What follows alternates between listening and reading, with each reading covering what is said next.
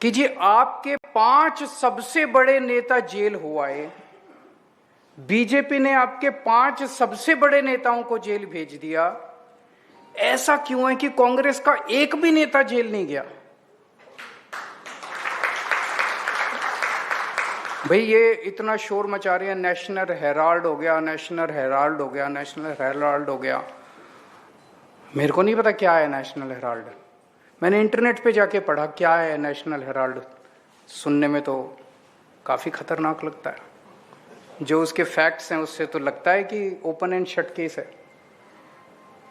हमारे को बिल्कुल फर्जी केस बना के, कंप्लीटली फर्जी केस बना के हमारे को इन्होंने जेल भेज दिया। उनमें से कोई, गांधी परिवार से कोई जेल नहीं गया अभी तक। नमस्कार, मैं हूं विजय श्री और स्वागत है आपका सियासत नगरी में। पिछले कुछ समय से विपक्षी दलों के बीच राजनीतिक समीकरण बदलते देखे जा रहे हैं। इंडिया ब्लॉक की बैठकों, विरोध प्रदर्शन और डिनर में आम आदमी पार्टी के नेता अरविंद केजरीवाल भी शामिल हो रहे हैं। राज्यसभा सांसद संजय सिंह ने कहा कि उनकी पार्टी इंडिया ब्लॉक का हिस्सा नहीं है, लेकिन मुद्दों के आधार पर समर्थन देती है। इसी बीच राहुल गांधी को SIR यानी मतदाता सूची के विशेष गहन पुनरीक्षण के जरिए एक ऐसा मुद्दा मिला है जिसने उनकी राजनीति में नई चमक ला दी है। इंडिया ब्लॉक के नेता तेजस्वी यादव, ममता बनर्जी और अन्य नेता लगातार राहुल गांधी के साथ हैं। एक सर्वे से यह भी संकेत मिलता है कि राहुल गांधी विपक्षी खेमे में निर्विवाद नेता बनते जा रहे हैं और प्रधानमंत्री नरेंद्र मोदी को चुनौती देने के प्रमुख चेहरे बन गए हैं।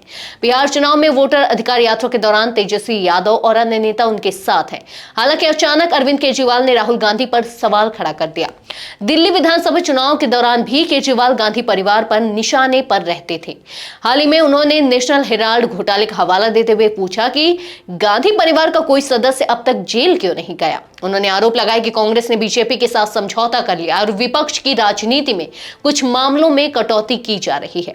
केजरीवाल ने कहा कि जब उनके 5 बड़े नेता जेल गए तो कांग्रेस का कोई नेता जेल नहीं गया। उन्होंने राहुल गांधी और उनके परिवार को निशाने पर रखते हुए कहा कि नेशनल हेराल्ड और अन्य मामलों में जनता सब समझती है। उन्होंने दावा किया कि कांग्रेस ने बीजेपी के साथ राजनीतिक समझौता किया और जनता को इसकी जानकारी नहीं।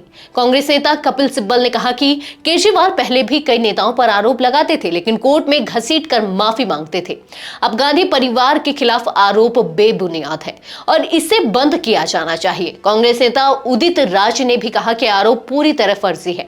राजनीतिक विश्लेषक मानते हैं कि केजरीवाल का बयान बिहार चुनाव से पहले राहुल गांधी को निशाने पर रखने और कांग्रेस को कमजोर दिखाने की रणनीति का हिस्सा है।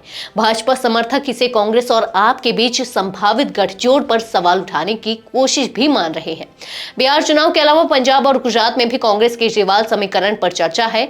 इंडिया ब्लॉक की बैठक में आम आदमी पार्टी के नेता शामिल हुए, लेकिन राहुल गांधी के नेतृत्व में उनके कदम पर सवाल उठाना राजनीतिक हलचल बढ़ाने वाला कदम माना जा रहा है। आज के लिए बस इतना ही।